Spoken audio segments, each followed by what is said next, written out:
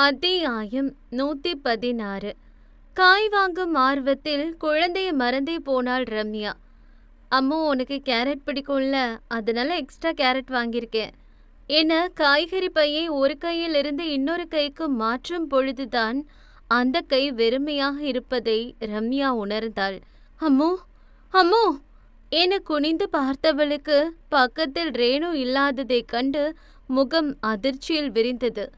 அம்மு, எங்க போன என காய்கறி பையை கீழே போட்டவள் பதட்டத்துடன் ரேணுவை தேடி கொண்டு சென்றாள்.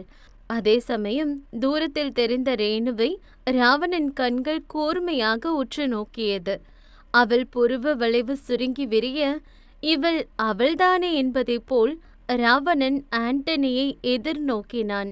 ஆமா பாஸ், ஸ்கூல்ல பார்த்த அதே பொண்ணுதான் என அவள் புருவ வளைவை வைத்தே விஷயத்தை சொல்லிவிட்டான் அவன். ராவணன் மெல்ல அந்த குழந்தையை நோக்கி நடந்தான். ரேணு பயமில்லாமல் நின்று கொண்டிருந்தாள். ராவணன் இப்போது ரேணுவின் முன்னே வந்து நின்றான். அவன் முட்டி அளவுக்கு கூட ரேணு இல்லை. ரேணு அவனை அண்ணாந்து பார்க்கும்படியாகத்தான் இருந்தது.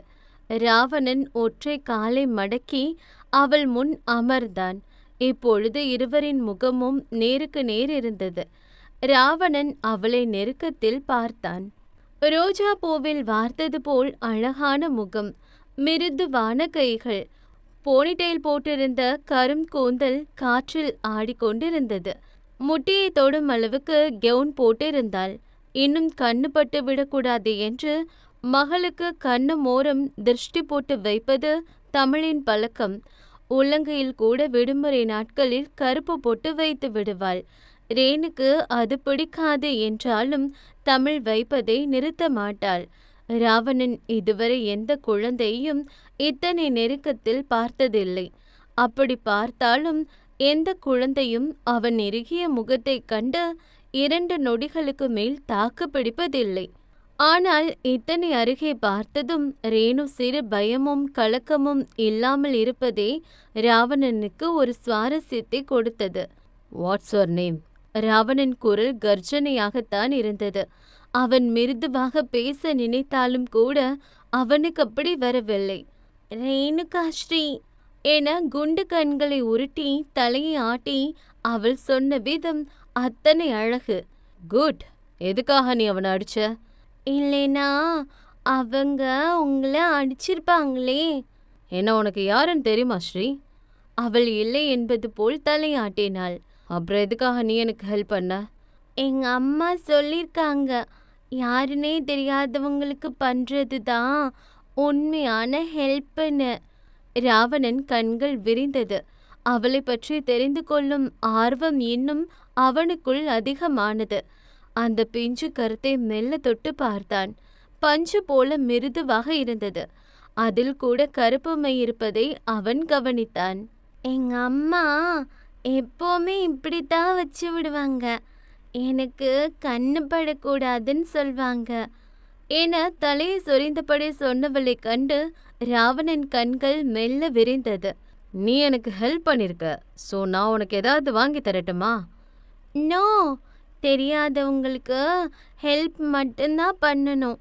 அவங்க என்ன கொடுத்தாலும் வாங்கி சாப்பிடக்கூடாதுன்னு அம்மா சொல்லியிருக்காங்க என்று அவள் ஸ்ட்ரிக்டாக சொல்ல ராவணன் மெல்ல ஆண்டனி பக்கம் திரும்பி பார்த்தான். அவன் வழக்கம் போல் ரோபோ போல் நின்று கொண்டிருந்தான். அப்போ உனக்கு எதுவுமே வேணாமா ஸ்ரீ? ரேணு மெல்ல திரும்பி பார்த்தாள். அவள் கண்கள் அந்த சுண்டு வில்லின் மீது பட்டது. ராவணன் கண்களும் அதை குறித்து கொண்டது. அவன் ஆண்டனியை பார்க்க ஆண்டனி அடுத்த நொடியே அந்த சுண்டு வில்லை வாங்கி வந்து கொடுத்தான். இந்த வச்சுக்கோ. ரேணு வேண்டாம் என்றாள். இது நீ எனக்கு ஹெல்ப் பண்ணதுக்காக நான் கொடுக்கிற கிஃப்ட் என்று அவள் கைகளில் அந்த வில்லை வைத்தான். தேங்க்ஸ். அம்மா, அந்த அங்கிள் ஏன் உங்களை அடிக்க வந்தாங்க? சும்மா, நாங்கள் ஃப்ரெண்ட்ஸ், அதனால தான். ஃப்ரெண்ட்ஸ் அடிக்க மாட்டாங்க தானே? என் ஃப்ரெண்ட்ஸ் அடிப்பாங்க. சரி ஸ்ரீ, யார் கூட வந்தீங்க? என் அத்தா கூட. அத்தான்னா? ஆன்ட்டி. அவங்க ஒன்று தொலைச்சிட்டாங்களா? இல்லை, நான் தான் ஓடி வந்துட்டேன். ஏன்? சும்மா சண்டை. சரி, அப்போ நான் என் அத்தா கிட்ட போறேன். அவங்க என்ன தேடுவாங்க. Okay bye. ஸ்ரீ, ரேணு திரும்பினாள். நெக்ஸ்ட் டைம் உன்னை விட பெரிய பையனை அடிக்கும்போது மூக்கில் இல்லை வாயில் அடி. மூக்கில் அடிச்சா இன்ஜுரி அதிகமாகும். ரேணு கண்கள் விரிந்தது. உங்களுக்கு என்ன தெரியுமா? நீ ஃபைட் பண்ணும்போது பார்த்த. உன் மாஸ்டர் யாரு? என் அத்தா தான். சூப்பராக ஃபைட் பண்ணுவாங்க. ஓகே, நம்ம இன்னொரு நாள் மீட் பண்ணலாம். பாய். ராவணன் ஆண்டனி பக்கம் பார்த்தான். அவன் பார்வையின் அர்த்தம் புரிந்தவன் ரேணுவின் பின் அவள் பாதுகாப்பிற்காக சென்றான். ரம்யா அந்த மார்க்கெட்டையே ஒரு வழி ஆக்கிவிட்டாள். அம்மோ அம்மோ எங்கடா இருக்கா என எதற்கும் கலங்காதவளை கூட சில நொடியில் கலங்க வைத்து விட்டாள். அம்மாடி, பாப்பா எங்கே போயிருக்க மாட்டாடா, பயப்படாதம்மா என்று சுற்றி இருந்தவர்கள் ஆறுதல் சொன்னாலும் ரம்யா மனம் அதை ஏற்றுக்கொள்ளவில்லை. பேசாமல் போலீஸ் ஸ்டேஷன் செல்லலாம் என அவள் நினைக்கும் சமயம் தூரத்திலிருந்து அத்தா என ரேணுவின் குரல் கேட்டது. ரம்யா படபடக்கும் விழிகளுடன் திரும்பி பார்த்தாள். ரேணுகுட்டி கெவுன் காற்றில் பறக்க ஓடி வந்தாள். ரேணுவை கண்டதும் தான் ரம்யாவிற்கு மூச்சே வந்தது. ஓடி சென்று ரேணுவை தூக்கி கொண்டவள் ரேணு கன்னத்தில் மாறி மாறி முத்தம் வைத்தாள். எங்க தங்க போன? அத்தை பயந்தே போயிட்ட. பக்கத்துல ஃபிஷ் டேங்க் இருந்துச்சு, அதை பார்க்க போயிருந்தாத்தா என கண்களை உருட்டி சொன்னவளை இறுக்கி அணைத்து கொண்டாள் ரம்யா. இனிமே அத்தை கிட்ட சொல்லாம எங்கே போகக்கூடாது என்றவளுக்கு நார்மலாகவே சில நொடி தேவைப்பட்டது. குழந்தையை பத்திரமாக சேர்த்துவிட்டு ஆண்டனி மீண்டும் திரும்பி சென்றான். ஓகேவா என்பது போல் ராவணன் புருவம் உயர்ந்தது. அவங்க அத்தை ரொம்ப பயந்துட்டாங்க பாஸ். அந்த குழந்தை மேல ரொம்ப பாசம் வச்சிருக்காங்கன்னு நினைக்கிறேன். சில நொடி பார்த்த அவளுக்கே அவனை பிடித்து விட்டதே. ரொம்ப புத்திசாலி குழந்தை பாஸ். ராவணன் கூட அதை ஒப்புக்கொண்டான். ஏனோ அந்த குழந்தை முகம் அவன் மனதில் அப்படியே ஒட்டிக்கொண்டது. அந்த இடிமின்னல் சத்தத்துக்கு நடுவே அவள் இதய துடிப்பின் சத்தத்தை கூட ஜானுவால் உணர முடிந்தது. வெளியே முழுதாய் நனைந்து போய் நின்று கொண்டிருந்தான் அருண். வாயை பொத்தி சுவரோடு ஒட்டி கொண்டவளுக்கு இது நிஜம்தானா இல்லை தன் பிரம்மையா என்பது கூட தெரியவில்லை. படபடக்கும் விழியுடன் மெல்ல அந்த ஜன்னல் ஓரம் எட்டி பார்த்தாள். இப்போது அருண் அங்கே இல்லை. ஜானு விழி உயர்ந்தது. சற்று முன்புதானே அவனை அங்கே பார்த்தாள். இப்பொழுது அவன் போன் டார்ச் உதவியுடன் தேடி பார்த்தாள். நிஜமாகவே அருண் அங்கே இல்லை. ஒருவேளை இது கனவுதானா என்று அவளுக்கே ஒரு நொடி சந்தேகம் வந்து விட்டது. உறங்கி விடுவதுதான் நல்லது என்று போர்வை இழுத்து மூடி உறங்க முற்பட்டவளுக்கு திடீரென்று வீட்டின் டெலிபோன் அடிக்கும் சத்தம் கேட்டது. ஜானு எழுந்து செல்ல பயந்து அறைக்குள்ளே முடங்கி கிடந்தாள். போன் மீண்டும் அடித்தது. முக்கியமான போன் கால் மட்டும்தான் டெலிபோன் வழி வரும் என்பதால் அவள் வேறு வழி இல்லாமல் போன் வெளிச்சத்தின் உதவியுடன் அந்த படிக்கட்டுகளில் இறங்கி டெலிபோன் இருக்கும் இடம் நோக்கி சென்றாள். வீட்டில் கரண்ட் இல்லை. ஜெனரேட்டர் 2 நாளாக ரிப்பேராக இருப்பதால் வீட்டில் கரண்ட் முற்றிலும் கட் ஆகி போயிருந்தது. 2 அழைப்புகளுக்கு பிறகு மீண்டும் தொலைபேசி அடிக்க இந்த முறை அவள் அழைப்பை ஏற்று காதில் வைத்தாள். அந்த பக்கம் ஈஸ்வரிதான் சத்தம் போட்டார். எத்தனை தடவை மூதேவி ஃபோன் பண்றது? ரொம்ப மழையா இருக்கு, அதனால நாங்க இன்னைக்கு என் ஃப்ரெண்டு வீட்டிலே தங்கிக்கிறோம். நீ வீட்டை எல்லாம் லாக் பண்ணிக்கோ என்று கூறிவிட்டு அவர் அணைப்பை கட் பண்ணிவிட, அவர் இல்லை என்று சந்தோஷப்படுவதா இல்லை இப்பொழுது இல்லை என்று கவலைப்படுவதா என தெரியாமல் குழப்பத்துடன் திரும்பிய ஜானு அந்த ஹாலின் நடுவே போடப்பட்டிருந்த சோஃபாவில் சொட்ட சொட்ட நனைந்தபடி அமர்ந்திருந்தவனை கண்டு பட்டென பதறி போய் கீழே விழுந்தாள். வரும் வழியெங்கும் அசோக் எரிந்து விழுந்தான். இத்தனை நாள் பேசிடாதவன் பேசுகிறான் என்று சந்தோஷப்படுவதா இல்லை இப்படி எரிந்து விழுபவனை நினைத்து கவலைப்படுவதா என்று தெரியாமல் குழப்பத்துடன் அமர்ந்திருந்தாள் மதி. இருவரும் வீடு வந்து சேர்ந்தார்கள். அசோக் காரினை பார்க் பண்ணிவிட்டு வந்தான். மதி வீட்டை திறந்து உள்ளே சென்றாள்.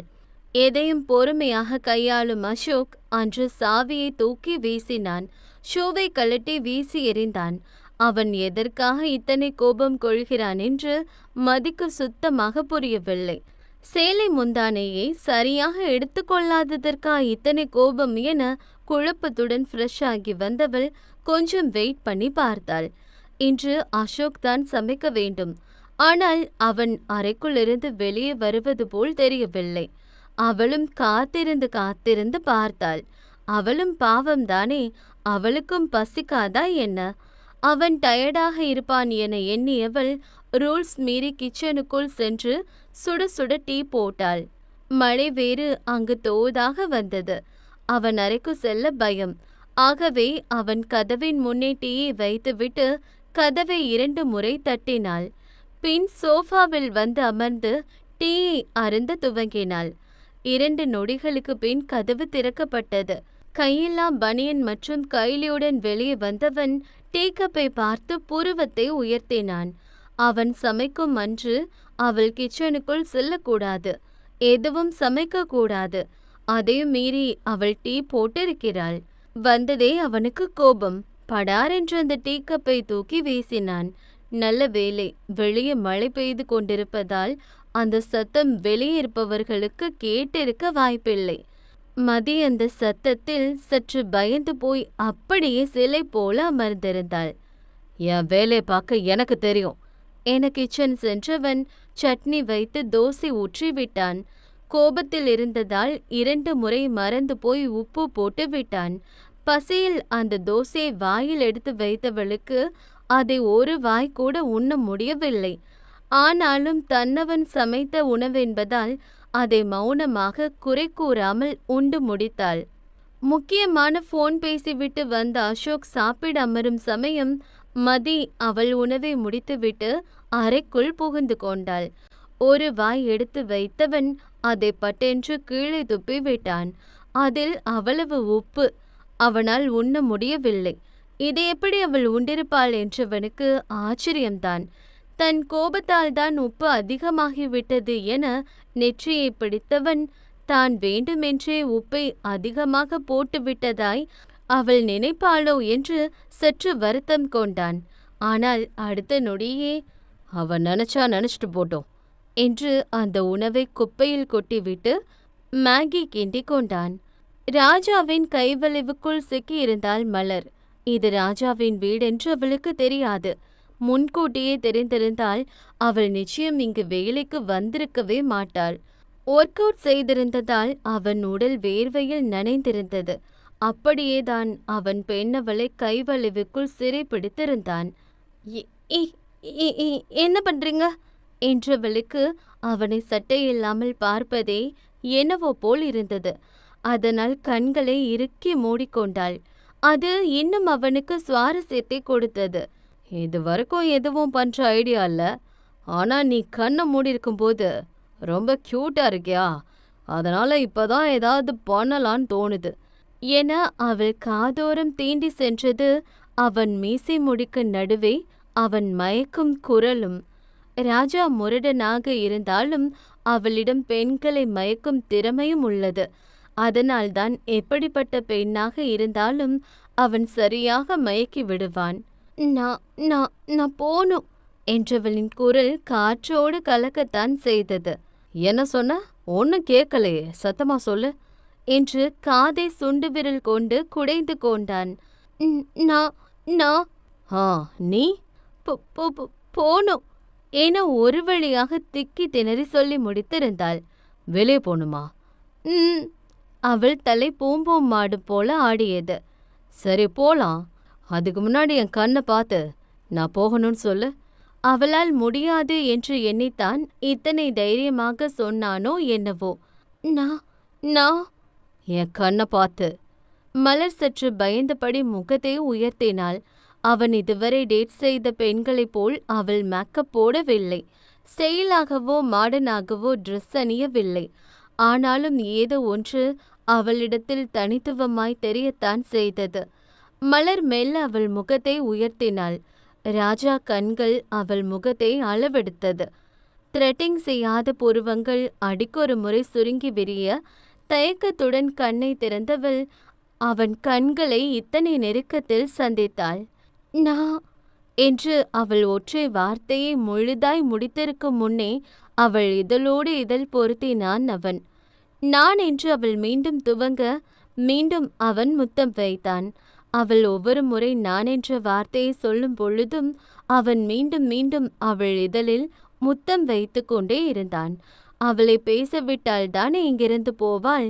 மேலே சென்றவள் இன்னும் கீழே வராததால் ராஜாவின் அன்னை மலரை தேடிக்கொண்டு மேலேயே வந்து விட்டார். தனக்கு மரண பயத்தை காட்டிய ரம்யாவை கவின் சும்மாவா விடுவான்? பயப்புள்ள வேணுனே அவளை படாத பாடுபடுத்தனா. அந்த டீ எடுத்துட்டு வா, காஃபி கொண்டு வா, அந்த ஃபைல் எடு, இந்த ஃபோன் எடு என தொட்டதற்கெல்லாம் வேண்டுமென்றே அவளை பாடாய்படுத்தினான். டேய் நெலிஞ்சிட்டப்பா மூஞ்சி, வேணுனே பண்றியா? இருடி, இதுக்கெல்லாம் சேர்த்து வச்சுக்கிற என்று மொத்த ஆத்திரத்தையும் உள்ளுக்குள் அடக்கி கொண்டு பொறுமை காத்தாள். இதற்கிடையில் அன்று ரம்யா வைத்திருந்த குழந்தையை பற்றியும் அவன் ஸ்பை மூலமாக தெரிந்து கொண்டான் கவின். அப்பொழுது அவனுக்கு தெரிய வேண்டியதெல்லாம் ரம்யா மனதில் வேறு யாரும் இருக்கிறார்களா? அவன் கட்டிய தாலி அவள் கழுத்தில் இருக்கிறதா? அவள் ஏன் தன்னை காதலித்து ஏமாற்ற வேண்டும் என்ற 3 மட்டும்தான். வேலை பார்த்து அசதியாகி அந்த மரத்தடியில் சோர்ந்து போய் அமர்ந்திருந்தவள் முன்னே சூடான தேநீர் கப்பை நீட்டினான் விக்ரமன். ரொம்ப தேங்க்ஸ் விக்ரமன், எனக்கு எப்போ என்ன வேணும்னு உங்களுக்கு மட்டும்தான் தெரியுது என்றவளுக்கு அந்த தேநீர் அப்பொழுது நிஜமாகவே தேவைப்பட்டது. விக்ரமன் அவளிடமிருந்து சற்று விலகி அமர்ந்தான். ரொம்ப கஷ்டமா இருக்கா மேடம்? என்னது? வேலைதான். நீங்க ஓடி ஆடி வேலை பார்க்கறத பார்க்கும்போது ரொம்ப கஷ்டமா இருக்கு. அவன் உண்மையான வருத்தத்துடன் சொன்னான். ரம்யா மெல்ல அவனை திரும்பி பார்த்தாள். நான் வேலை பார்த்தா உங்களுக்கு ஏன் கஷ்டமா இருக்கு? அவள் திடீரென்று இப்படி கேட்டதும் அவனுக்கு என்ன சொல்வதென்றே தெரியவில்லை. இல்லைங்க, அது இத்தனை வருஷமா தெரிஞ்ச பொண்ணு, அந்த அக்கறையில தான் சொன்னேன். யாருன்னே தெரியாதவருக்கு கூட என் மேல் அக்கறை இருக்கு. மாங்குன்னு லவ் பண்ண அந்த டபாரா மண்டையனுக்கு அக்கறை இல்ல என பெருமூச்சு விட்டு கொண்டவள், விடுங்க விக்ரமன், வேலைன்னா அப்படித்தானே என்று அந்த டீயை அவன் ஒரு சிப் அருந்து முன்னே பட்டென்று அவளை பின்னால் இருந்து யாரோ இடித்ததால் அந்த டீ மொத்தமாய் கொட்டி போனது. எவன்டாவ என்று கடுப்புடன் திரும்பிய ரம்யா பின்னே நின்ற கவினை கண்டு அப்படியே வாயை மூடிக்கொண்டாள். விக்ரமன், இங்க என்ன பண்றீங்க என்றவனின் வார்த்தை விக்ரமனை நோக்கி இருந்தாலும் பார்வை என்னமோ ரம்யா மீதுதான் இருந்தது. இல்ல சார், ரம்யா டயர்டா இருந்தாங்க, அதுதான். அதனால காஃபி கொடுத்து கவர் பண்ண பார்த்துருக்கீங்க சார். அவன் பதறினான். ஐ மீன் காம் பண்ண பார்த்துருக்கீங்க. டங் ஸ்லிப் ஆயிடுச்சு. ஆமாம் சார். அப்போது சொன்ன வேலையை விட்டுட்டு பொண்ணுங்களை கூல் பண்ணுறது தான் உங்கள் வேலையை பார்த்துட்ருக்கீங்க. No sir. கொடுத்த வேலையை பண்ணுங்களா? அது சார் என்று தலையை சொரிந்தான் விக்ரமன். போய் கொடுத்த வேலையை பாருங்க மிஸ்ஸஸ் ரம்யா, அவள் முறைத்தாள். மறுபடியும் டங் ஸ்லிப் ஆயிடுச்சு. மிஸ் ரம்யா, கொஞ்சம் ரூமுக்கு வரீங்களா? வாட்? முக்கியமான ஃபைல் பற்றி டிஸ்கஸ் பண்ணணும் என்றபடி வேக எட்டுக்களுடன் சென்றவனை கண்டு இவள் பெருமூச்சு விட்டாள். ஆனால் அவளுக்கு ஒன்று மட்டும் நன்றாக தெரியும், அவன் வேண்டுமென்றுதான் அதை தட்டிவிட்டு இருப்பான். அத்தியாயம் 117. தன் முன்னே அமர்ந்திருந்தவனை கண்டு ஒரு பயத்தில் ஜானு கையில் வைத்திருந்த போனையே கீழே போட்டு விட்டாள். அந்த டார்ச் வெளிச்சம் தரைப்பக்கமாய் மறைந்து கொள்ள மின்னல் வெட்டி செல்லும் பொழுது அந்த வெளிச்சத்தில் அருண் உருவம் அவளுக்கு மங்களாய் தெரிந்து போக ஜானு பயந்து போய் பின் நகர்ந்தாள். டப் டப் என்று அவன் காலடி சத்தம் அவளை நோக்கி வருவதை ஜானுவால் உணர முடிந்தது.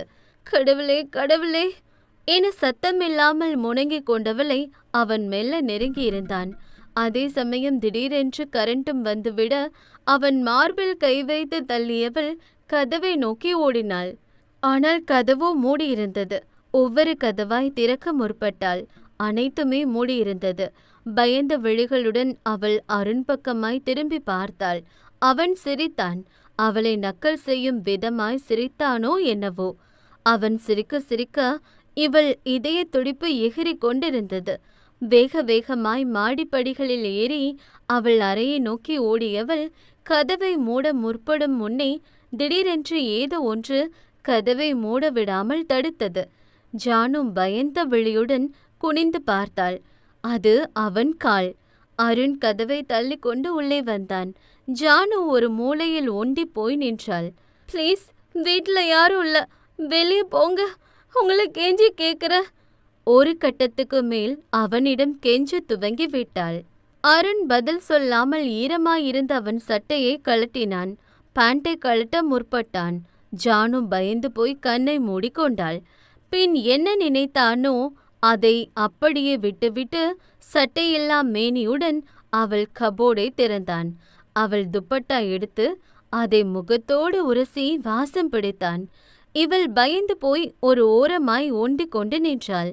அந்த துப்பட்டாவை எடுத்து அவன் முகத்தை துடைத்து கொண்டவன் டவல் எடுத்து அவள் மேல் தூக்கி போட்டபடி அங்கிருந்த இருக்கையில் அமர்ந்தான். ஜானு டவலையும் அவனையும் மாறி மாறி பார்த்தாள். தொடச்சு விடு பிரின்சஸ், தலை ஈரமா இருக்கு பாரு. நானா? அவள் கொஞ்சம் தடுமாற்றத்துடன் கேட்டாள். பின்ன வா என்று அவன் கழுத்தை அங்குமிங்கும் மாட்டி சுளுக்கெடுத்து கொண்டான். தனிமையான வீடு. அவள் கத்தி கதறினாலும் வெளியே யாருக்கும் கேட்காதளவுக்கு இடி சத்தம் என அவனுக்கே சூழ்நிலை சாதகமாக இருந்தது. இப்போ நீ வரலைன்னா நானே வர வைப்பேன் என்று கழுத்தை சாய்த்து அவன் சொன்ன விதத்தில் பெண்ணவள் கால்கள் அணிச்சியாக அவனை நோக்கி நடந்தது. கைகள் நடுங்க மெல்ல அவன் பின்னே போய் நின்றவள் டவல் கொண்டு அவனுக்கு துவட்டி விட்டாள். வீட்ல யாருமே இல்ல போல பிரின்சஸ். தெரிந்து கொண்டே நக்கலாக கேட்கிறான். இல்ல. தனிமை கூட சில சமயம் ஒரு வித சுகந்தா. அவன் எந்த அர்த்தத்தில் சொன்னான் என்பது அவனுக்குத்தான் தெரியும். இன்னைக்கு டேட் என்னன்னு தெரியுமா? அவள் தயக்கமாக தெரியும் என்றாள். அப்போ நான் உனக்கு கொடுத்த 1 வீக் டைம் முடிஞ்சு போச்சுன்னு உனக்கு தெரியும், அப்படித்தானே? அவளிடம் அமைதி. தெரியுமா இல்லையா? இந்த முறை அவன் குரல் உயர்ந்தது. அவள் பயத்தில் சிலை போல நின்றாள். முன்னாடி ஈரமா இருக்கு, முன்னாடி வந்து தொடச்சு விடு பிரின்சஸ். ஜானு தயக்கமாக முன்னே வந்தாள். அருண் அவள் இடையோடு சேர்த்தணைத்தவன் அவள் வயிற்றில் முகம் புதைத்தான். பெண்ணவள் அப்படியே உறைந்து போய் நின்று கொண்டிருந்தாள். ஐ வாண்ட் யூ பிரின்சஸ், உன் முடிவென்ன என்றவன் இன்னும் அவன் இறுக்கத்தையும் அதிகப்படுத்தினான். ஜோஸ் அந்த இடமெங்கும் அதிரும்படி கத்தி கொண்டிருந்தான். வர்மன் இருக்கும் வரைக்கும் கூட அவனுக்கு இத்தனை இடையூறு இல்லை. ஆனால் வர்மன் இடத்துக்கு ராவணன் வந்ததிலிருந்தே அவனுக்கு பல இடையூறுகள். அதிலும் முக்கியமாக கல்லூரி மாணவர்களுக்கும் பள்ளி மாணவர்களுக்கும் போதைப் பொருள் சென்று சேருவதில். கோடி கணக்கில் டேன் ஓவர் வந்த இடத்துல இப்ப லாக்ஸ்ல கூட பொருள் சப்ளை ஆகலன்னு சொல்றீங்க. என்னடா, எனக்கு தெரியாம ஏதாவது வேலை பார்க்குறீங்களா? ஐயோ பாஸ், உங்களுக்கு எதிராக வேலை பார்த்துட்டு நாங்க உயிரோட இருக்க முடியுமா? பின்ன ஏன் பணம் கம்மியா இருக்கு? பொருள் விற்பனை ஆனாதானே பாஸ் பணம் வரும். அந்த வெள்ளை பொடியை மூக்கில் வைத்து உறிஞ்சிய ஜோஸ் மெல்ல நிமிர்ந்து பார்த்தான். What do you mean? Boss, முன்னாடி மாதிரி பொருள் பசங்க கைக்கு போறதில்ல. இடையில பொருள் காணாம போயிடுது. பசங்க கைக்கு பொருள் போகவே இல்லைன்னு அந்த பக்கம் இருந்து கம்ப்ளைண்ட் வருது. காணாம போகுதுன்னா என்ன அர்த்தம்? எத்தனை நாளா? அவர்களிடம் அமைதி. எத்தனை நாளா? 2 மாசமா பாஸ். 2 மாசமா நம்ம பொருள் வழியில காணாம போகுது, அப்படித்தானே? ஆமா பாஸ் என்று அவன் கொஞ்சம் தயங்கிக் கொண்டே சொல்ல அவன் வயிற்றில் சரட் என்று கத்தியை இறக்கினான் அந்த ஜோஷ். சுற்றி நின்றவர்கள் இதை கண்டு கொஞ்சம் பயந்தார்கள். இதை இவ்ளோ லேட்டா வந்து சொல்ற பாத்தியா? அதுவே தப்பு டியர் என அவனை மெல்ல படுக்க வைத்தவன் இப்பொழுது தன் ஆட்களை பார்த்தான். நம்ம பொருள் பசங்க கிட்ட போய் சேர்ற வரைக்கும் தான் நமக்கு இங்க பவர். நம்ம பொருள் எங்க யார் எடுத்தாங்கன்னு விசாரிச்சுட்டு வந்தா மட்டும் பார்த்தாது. அவனுங்க தலையோட வரவனுங்களுக்கு 1 கோடி. அவன் ஆட்கள் தலையசைப்புடன் அங்கிருந்து கிளம்பினார்கள். ராவணன் கார் இப்பொழுதெல்லாம் அடிக்கடி ரேணுவின் ஸ்கூல் முன்னே வந்து செல்வது வழக்கமாகி போனது. யதார்த்தமாக அந்த பக்கம் வந்தவன் ஸ்கூல் விட்டு வெளியே வந்து ரேணுவை கண்டு வண்டியை நிறுத்தினான். ராவணனை பார்த்ததும் ரேணுவின் இதழ் அனிச்சையாக விரிந்தது. ராவணன் காரை விட்டு இறங்கி நின்றான். ரேணு ராவணனை நோக்கி ஓடி வந்தாள். அம்மாடி ரேணு, எங்க போற? வாட்ச்மேன் அங்கிள் அவர் வேலையை சரியாக செய்தார். எங்கேயும் போல தாத்தா, இங்கதான் இருக்கேன். எனக்கு தெரிஞ்சவங்க வந்திருக்காங்க என்று ராவணன் முன்னே ஓடி வந்து நின்றாள் ரேணு. ராவணன் மெல்ல அவள் முன் ஒற்றை காலை மடக்கி அமர்ந்தான். என்ன மறக்கலையே? எனக்கு நல்ல ஞாபகம் இருக்கு. இது உங்க காரா? ராவணன் மெல்ல தலையசைத்தான். சூப்பரா இருக்கு என மெல்ல அந்த காரை அவள் பிஞ்சு கரம் வருடி கொடுத்தது. உனக்கு இந்த காரில் போகணுமா?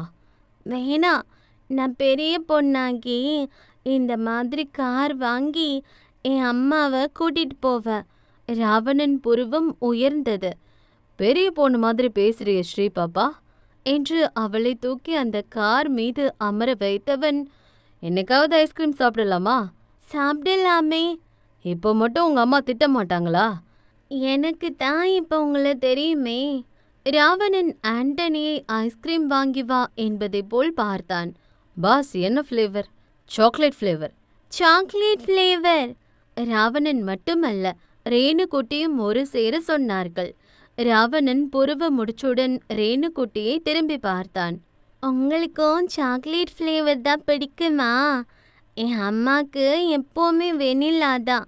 சேம் பிஞ்ச் என்று அவள் குட்டி கையால் அவனை கிள்ளி வைத்தாள்.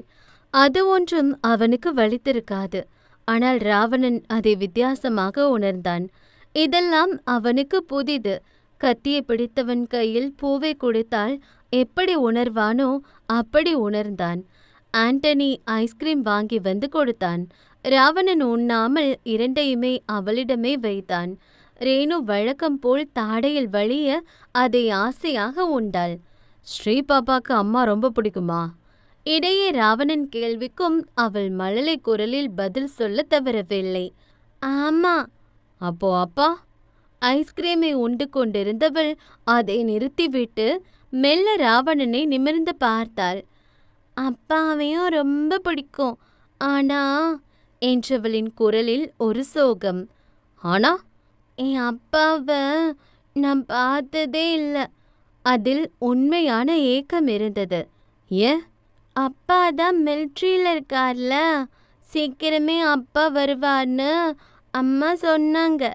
நான் எப்போ பார்க்க போறேன்.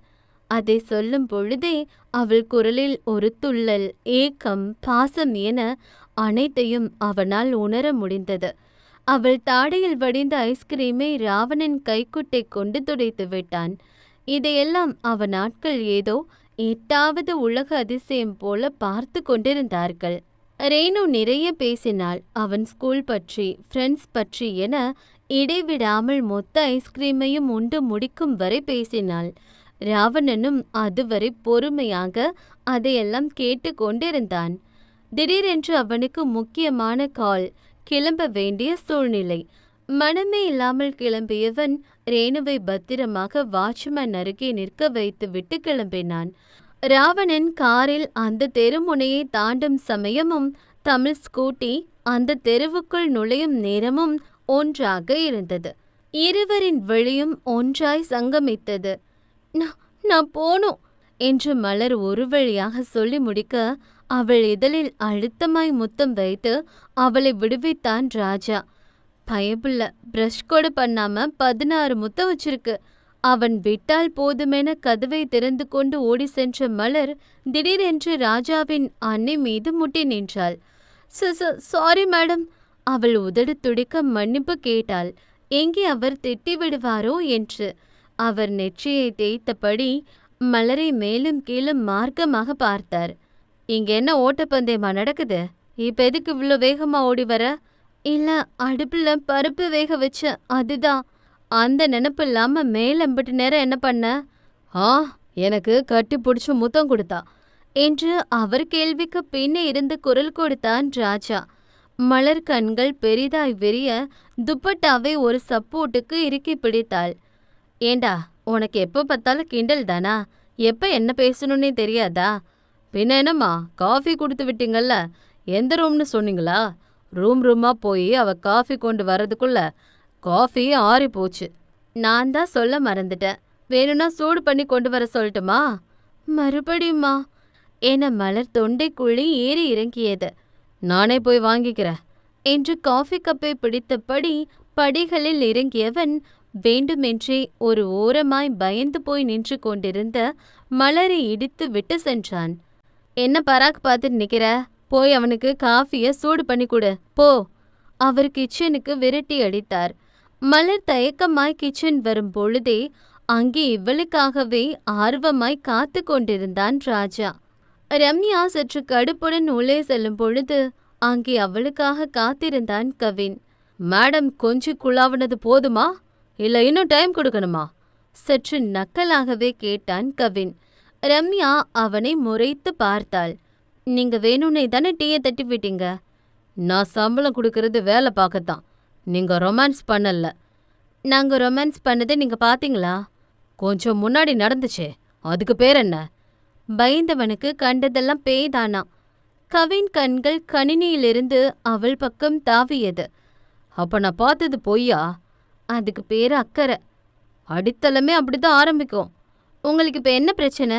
நான் டீ குடிச்சது பிரச்சனையா, இல்ல அவர் கொடுத்து குடிச்சது பிரச்சனையா? ஒர்க் டைம்ல குடிச்சது பிரச்சனை. ஓ ஓகே என்று அவள் டெஸ்கில் இருந்து ஃபைலை எடுத்து வந்து அந்த ஃபைலில் இருந்த அனைத்து கணக்குகளை பற்றியும் அவனிடம் சொல்லிக் கொண்டிருந்தாள். நான் பேசிட்டு இருக்கேன். அவள் கண்டு கொள்ளாமல் வேலை விஷயத்தை விளக்கி கொண்டிருந்தாள். நான் உங்ககிட்ட தான் பேசிட்டு இருக்கேன். இப்ப நான் என்ன பண்ணணும்னு சொல்றீங்க சார்? நீங்க தானே வேலை நேரத்துல எதுவும் பண்ணக்கூடாதுன்னு சொல்றீங்க. இப்ப மட்டும் உங்க கொள்கை எங்க போச்சு? காலையில இருந்து ஓய்வில்லாம வேலை பார்த்து சாப்பிட கூட இல்ல. அதை நான் சொல்லாம புரிஞ்சுக்கிட்டு தான் அவர் டீ வாங்கிட்டு வந்து கொடுத்தாரு. அதை கூட குடிக்க விடாம உங்க வேலை முக்கியம்னு சொல்றீங்கல்ல, அப்ப இப்ப மட்டும் என்ன? இப்ப வந்தவருக்கு இருக்க அக்கறை கூட உனக்கு என்ன சொல்ல வந்தவள் ஒரு முதலாளிக்கு இல்ல. ஒரு கோபத்தில் கேப்பை விடாமல் பேசி முடித்தவள் அப்பொழுதுதான் கவனித்தாள் அவன் கண்ணெடுக்காமல் அவளையே பார்த்து கொண்டிருப்பதே. சாரி சார், ஏதோ கோபத்தில் பேசிட்டேன். போன வருஷம் தேயிலை டேன் ஓவர் எவ்வளோ, யாருக்கெல்லாம் ஏற்றுமதி பண்ணோன்னு இதில் இருக்கு சார் என்று அவள் ஃபைலை பார்த்து எக்ஸ்பிளைன் பண்ணி கொண்டிருக்க, ஒரு 2 நொடிகளுக்கு பின் அவள் முன் ஆவி பறக்க சுட சுட தேநீர் கப் வைக்கப்பட்டது. உடன் சில குக்கீஸும் இருந்தது. ஃபைலில் கவனம் பதித்தவள் மெல்ல பார்வையை விலக்கி பார்த்தாள். கவின் கவனம் ஃபோனில் இருந்தது. டீயை குடிச்சிட்டு கண்டினியூ பண்ண என்றான். உங்க கரிசனத்துக்கு ரொம்ப நன்றி. எனக்கு டீ குடிக்கிற மூடு இல்லை சார் என்று அவள் ஃபைலை தேட அது கவின் கையில் இருந்தது. ஆனா ஏன் எம்ப்ளாயி பசியோட இருந்தா எனக்கு வேலை பார்க்குற மூடு இருக்காது. டீ குடிச்சிட்டு கண்டினியூ பண்ண. எனக்கு வேணாம் சார், ஃபைலை கொடுங்க. அவன் ஃபைலை மேலே தூக்கி பிடித்தான். அவள் குடிக்காமல் அவன் கொடுக்க மாட்டான். ஒரு பெருமூச்சுடன் அந்த சூடான டீயை அவள் அருந்து துவங்கினாள். அதுவரை தன் போனில் கவனம் பதித்தவன் அவள் குடித்து முடித்ததை உறுதி செய்து கொண்ட பின்னரே அந்த ஃபைலை அவளிடம் நீட்டினான். எனக்கும் மேல அக்கறை இருக்கு என கேப் விட்டவன் அவளை நிமிர்ந்து பார்த்தான். ரம்யா வெளிப்பட்டென்று அவன் பக்கம் திரும்பியது. ஒரு முதலாளியா மட்டும் என்று அவன் அவள் சொன்னது போலவே சொல்ல ரம்யா இதழ் விரக்தியில் விரிந்தது. ரேணு வழக்கம் போல ஒவ்வொரு நாளும் நடந்ததை பற்றி தமிழிடமும் ரம்யாவிடமும் இரவு ஒப்பித்து கொண்டிருப்பாள். ஆனால் இப்பொழுதெல்லாம் அவள் வாயிலிருந்து அந்த பெயர் தெரியாத மனிதனை பற்றிதான் அதிகம் பேசுகிறாள். அவர் எனக்கு கேக் வாங்கி கொடுத்தாரு, சாக்லேட் வாங்கி கொடுத்தாரு, ஐஸ்கிரீம் வாங்கி கொடுத்தாரு என அவள் அன்னையிடம் ஒன்று விடாமல் ஒப்பித்து கொண்டிருந்தாள் ரேணு. அம்மோ, தெரியாதவங்க கிட்ட வாங்கி சாப்பிடக்கூடாதுன்னு எத்தனை தடவை சொல்லியிருக்க. ஆனா எனக்கு அவரை தெரியுமே. அப்படியா? அவர் பேர் என்ன? ரேணு அந்த கேள்விக்கு பதில் தெரியாமல் முழித்தாள். பாத்தியா, அவர் பேரு கூட தெரியல. அவங்க பூச்சாண்டி மாதிரி தங்கம். ஏதாவது வாங்கி கொடுத்து நீ மயங்குனது உன்னை தூக்கிட்டு போயிடுவாங்க. ஏய், சின்ன பிள்ளை ஏண்டி பயமுறுத்துற? அவளே இப்பதான் ஃபர்ஸ்ட் டைம் டெய்லி ரொட்டீன்ல இருந்து புதுசா ஒருத்தரை பத்தி பேசுறா. அவளை விட அம்மு, அடுத்த முறை அவர் பேர் என்னன்னு கேட்டுட்டு வா, சரியா? என்று ரேணுவை கட்டிப்பிடித்தபடி கட்டிலில் விழுந்தாள் ரம்யா. அவளை கெடுக்கிறதே நீ தாண்டி. சரி, அது இருக்கட்டும். புதுசா உங்க கம்பெனியை வேற யாரோ வாங்கியிருக்காங்களாம்ல, நீ சொல்லவே இல்ல. தமிழ் தோழியை கேள்வியாக நோக்கினாள். உனக்கு யார் சொன்னா? விக்ரமன் அம்மா தான் கோவில்ல பார்த்து சொன்னாங்க. ஆமா, புது ஓனர் யாரு? ஆ, அது இப்போ அது முக்கியம் இல்ல. எனக்கு ரொம்ப பசிக்குது, நம்ம சாப்பிடலாம், அப்புறம் இதை பத்தி பேசலாம் என்று டாபிக்கை அப்படியே மாற்றிவிட்டாள் ரம்யா. இதுதான் தமிழுக்கு இன்னும் சந்தேகத்தை கொடுத்தது. ஒரு பக்கம் தோழி தன்னிடம் எதையோ மறைக்கிறாள் என்று யோசனை, இன்னொரு பக்கம் யாரென்றே பெயர் தெரியாத ஒருத்தன் புதிதாய் தன் மகள் மனதில் இடம் பிடித்து கொண்டிருக்கிறான். யார் அந்த முகம் தெரியா மனிதன் என்ற எண்ணம் என தமிழ் மனம் பல விஷயத்தை பற்றி யோசித்து கொண்டிருந்தது. நாளை எப்படியாவது அவர் பெயரை தெரிந்து கொள்ள வேண்டும் என்று ரேணுகுட்டி கனவில் கூட அதை பற்றிதான் யோசித்து கொண்டிருந்தாள். இதற்கிடையில் இவர்கள் நித்திரையை கெடுத்தவனும் நித்திரையின்றி விட்டத்தை வெறித்து பார்த்து கொண்டிருந்தான். நாளைய நாள் பல மாற்றங்களை நிகழ்த்த காத்திருந்தது.